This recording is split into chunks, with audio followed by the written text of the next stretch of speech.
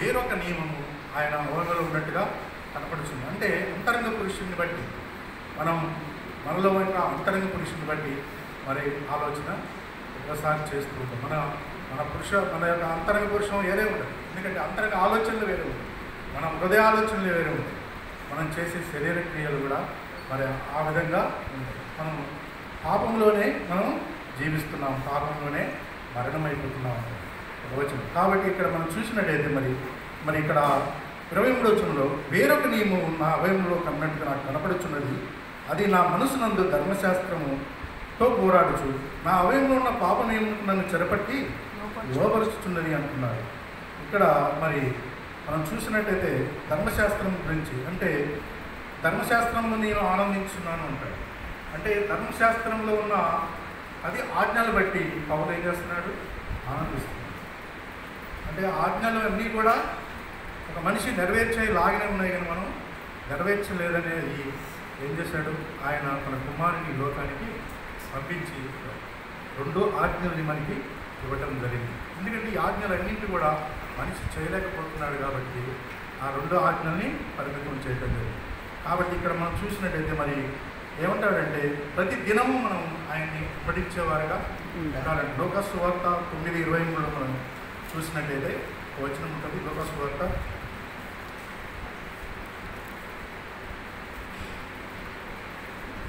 28. మరియు ఆయన అందరితో ఇట్లా, నేను ఎవడైనాను నన్ను వెంబడింపగోరిన ఎడల తన్ను తాను ఉపేక్షించుకొని ప్రతిదినము తన సిలువను ఎత్తుకొని నన్ను వెంబడింపవలెను. ఎవరైనా నన్ను వెంబడించిన ఎడల సిలువని ఎత్తుకొని వెంబడించాలి. అంటే ఇక్కడ ఆయన సిలువ మరణం మన కోసం పొందాడు కాబట్టి ఆయన సిలువని ఎత్తుకొని మనం ఏం చేయాలంట? వెంబడించాలి. ఆయన సిలువని మనం మోసేవారంగా ఉన్నాం. ఎందుకంటే ఆయనలో ఎప్పుడైతే మనం క్రీస్తులో మనం ఎప్పుడైతే మరి మనం చనిపోతామో, అంటే మరణం పొందుతామో, అంటే ప్రతి ఒక్క సేవకుడు కూడా మరి ఆయనలో మనం మరణం పొందాలి. ఎందుకంటే మనకున్న ఈ లోక ఆశలన్నింటిని కూడా మనం ధృవీకరించుకోవాలి. ఈ లోకంలో ఉన్న ఆశలన్నింటిని కూడా మనం తీసేసుకోవాలి. ఈ లోక ఆశలన్నింటిని కూడా మనం వదులుకోవాలి. వీటన్నింటినీ ఎప్పుడైతే వదులుకుంటామో అప్పుడు మనం ఆయన సిలువని వెంబడించేవారంగా ఉంటాము. అదేవిధంగా మనం ఫిలిప్పీయులకు రాసిన 3వ అధ్యాయంలో కూడా 12-14 వచనంలో కూడా మరి ఇక్కడ మాట్లాడతాడు పౌలు, అపోస్తలుడైన పౌలు ఫిలిప్పీయులకు రాసిన పత్రికలో, ఇదివరకే నేను గెలిచితినని అయినను ఇదివరకే సంపూర్ణ సిద్ధి పొందితినని అయినను నేను అనుకొనటం లేదు, కానీ నేను దేని నిమిత్తము క్రీస్తు యేసు చేత పట్టబడుతునో దానిని పట్టుకొని వాళ్ళని పరిగెత్తుచున్నాను. సహోదరులారా, నేను ఇదివరకే పట్టుకొని ఉన్నానని తలంచుకొనను, అయితే ఒకటి చేయుచున్నాను, వెనుక ఉన్నవి మరచి ముందున్న వాటి కొరకే వేగిరపరచు. ఇక్కడ మనం చూసినట్టయితే ఫిలిప్పీయులకు రాసిన పత్రిక మరి 3వ అధ్యాయం 12-13 వచనంలో, ఇదివరకే నేను గెలుస్తున్నానైనను ఇదివరకే సంపూర్ణ సిద్ధి పొందినైనను నేను అనుకున్నట్లేదు. మన యొక్క సేవలో కూడా మనం గెలిచామని, సేవలో ఇంకా ముందుకు వెళ్తున్నామని మరి పౌలు ఎప్పుడు కూడా నేను ఎక్కువ సేవ చేస్తున్నాను, ఎక్కువ కష్టపడుతున్నాను ఎప్పుడు కూడా అనుకోలేదు. నేను గెలిచానని ఎప్పుడు కూడా అనుకోలేదు. ఆయన యొక్క పరుగుని ఏ విధంగా అంటే ఇదివరకే సంపూర్ణ స్థితి పొందుతున్నాను ఆయనను నేను అనుకోవట్లేదు, కానీ నేను దేని నిమిత్తమైతే క్రీస్తు యేసు చేత పట్టబడినో దానిని పట్టుకున్న వాళ్ళని పరిగెత్తుచున్నాను. ఆయన దేనికోసం అయితే పట్టుబడ్డాడో దానికోసం పరిగెత్తున్నాడు. ఎందుకంటే దేవుల్లో నిత్య జీవం ఉంది. ఆ జీవం కోసమే ఆయన పరిగెట్టాడు. ఎందుకంటే ఆయన పరుగుని అక్కడే తుదముట్టించాడు. ఎందుకంటే ఇక్కడ మనం చూసినట్టయితే మరి క్రీస్తు యేసునందు దేవునికి ఉన్నతమైన పిలుపుని కలుగు బహుమానం పొందవలనని గురి వద్దకే పరిగెత్తుచున్నాడు. అంటే ఆయన వద్ద ఉన్న బహుమానం కొరకే ఆయన పరిగెత్తాడు, దేనికోసం కూడా పరిగెత్తలేదు. ఈరోజు మనం చూసినట్టయితే మనం దేనికోసం పరిగెడుతున్నామంటే ఈ లోక సంబంధమైన మర్చిపోతాం, ఈ లోక సంబంధమైన ఆశలు వాటి కోసమే మనం ఈరోజు పరిగెత్తే వాళ్ళంగా మనం ఉన్నాం.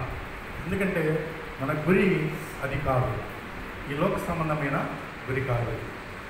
మన గురి ఎవరి మీద ఉందండి? యేసుక్రీస్తు. ఆయనలో జీవం ఉంది. ఆ జీవం కోసమే మనం పరిగెత్తాలని దేవుడు మన కోసం తెలియజేస్తున్నాడు. కాబట్టి ఆ బహుమానం కోసమే మనం పరిగెత్తే వాళ్ళంగా, ఆ ఉన్నతమైన పిలుపు కోసం మనం పరిగెత్తే వాళ్ళంగా మనం ఉండాలని దేవుడు మన కోసం తెలియజేస్తున్నాడు. కాబట్టి ఆయన మనని క్షమించే దేవుడిలాగా ఉన్నాడు. ఏప్రిల్ రాసిన 8:23 చూసినట్టయితే, ఏప్రిల్ రాసిన పత్రిక 8వ అధ్యాయం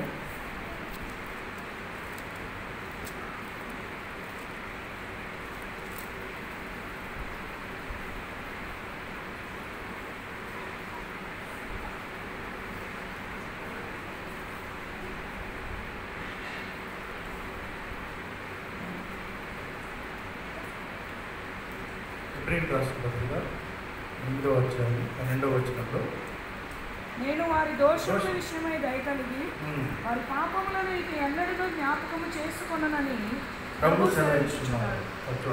నేను వారి దోషముల విషయమై దయ కలిగి వారి పాపములు ఇక ఎప్పుడునూ జ్ఞాపకం చేసుకున్నాను.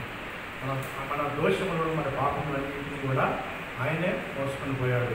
కాబట్టి మన యొక్క పాపముల విషయంలో కానీ, మన దోషముల విషయంలో కానీ ఎప్పటికి కూడా ఆయన మనని జ్ఞాపకం చేసుకుంటూ అంటున్నాడు. ఇక్కడ మనం చూసినట్లయితే వారి పాపములను ఇంకా ఎన్నడూ జ్ఞాపకం చేసుకుంటాడు. ఎందుకంటే ప్రతి పాపం నుండి దేవుడు మనని రక్షించాడు. ప్రతి విశ్వాసిని కూడా ఆయన మన కోసం ప్రాణం పెట్టి, ప్రతి విశ్వాస కోసం ప్రాణం పెట్టాడు దేవుడు. ఆ కలువరి శిలువలో ఆయన ప్రాణత్యాగం చేశాడు. ఆ ప్రాణత్యాగాన్ని ఆయన ప్రాణత్యాగాన్ని వారి పాపం ఇంకెన్నడూ కూడా జ్ఞాపకం చేస్తున్నాడు. ఆ శిలువ మీద ఎప్పుడు కూడా మీ పాపాలను నేను జ్ఞాపకం చేస్తున్నాయి అంటున్నాడు. అందుకనే మనం కూడా ఆయన శిలువలో ఆయన ఏ విధంగా అయితే మనం గుర్తించాడో అదేవిధంగా మనం ఆయనలో మరణించే వారిగా మనం ఉండాలి. ఎందుకంటే ఈ లోక సంబంధమైన వాటి మీద మనం ఎక్కువగా మనం కలిగి ఉన్నాం. మనకి ఈ లోకంలో మనకి ఏమేమి కావాలో అన్నీ కూడా సమకూర్చేవాడు ఆయనే. ఏది అడిగినా ఇచ్చేవాడు ఆయనే. అన్నీ అడగంటాడు. మనం వేరే దగ్గరికి మనం చెయ్యి చాపాల్సిన అవసరం మనకి లేదు. మనం చెయ్యి చాపేవారంగా మనం ఉండకూడదని దేవుడు సెలవిస్తున్నాడు. మనం ఈ యొక్క మొత్తం కూడా చూసినట్టయితే మరి మీకా 6:8 కూడా ఒక వచనం ఉంటుంది. చూద్దాం. మీకా 6 వచనం నిన్ను ఏం అడుగుతున్నాడు అక్కడ? మీకా పత్రిక 6వ అధ్యాయం. మనుష్యుడా, ఏది ఉత్తమమో అది నీకు తెలియచేయబడి ఉన్నది. న్యాయముగా నడుచుకొనుటయు కనికరములు ప్రేమించుటయు దీన మనస్సు కలిగి నీ దేవుని ఎదుట ప్రవర్తించుటయు ఇంతే కదా యెహోవా నిన్ను అడుగుచున్నాడు. 766 మీకా 6:8.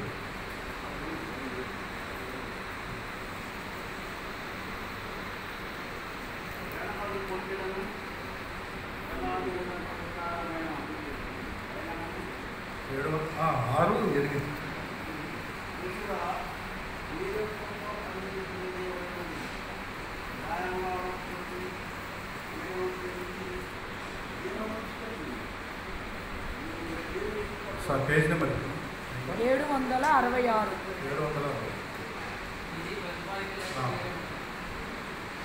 ఓకే. మీకా 6వ అధ్యాయం 8. ఇక్కడ మనం చూసినట్టయితే 8వ వచనంలో, మనుష్యుడా, ఏది ఉత్తమో అది నీకు తెలియజేయబడి ఉన్నది.